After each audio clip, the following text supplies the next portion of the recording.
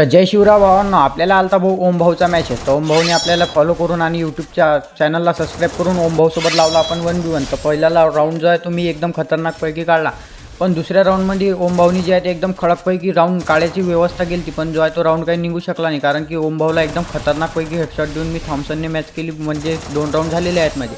तर आता ओढूया सेकंड राऊंडमध्ये. तुम्हालाही जर माझ्यासोबत 1 vs 1 करायचे असेल तर मला फॉलो करून DM नक्की करा आणि हां, यूट्यूबच्या चॅनलला सबस्क्राईब केलेलं असलंच पाहिजे. त्यानंतरच आपण खेळू. आणि हारोकी जिको मी जे आहे तो व्हिडिओ अपलोड करणार.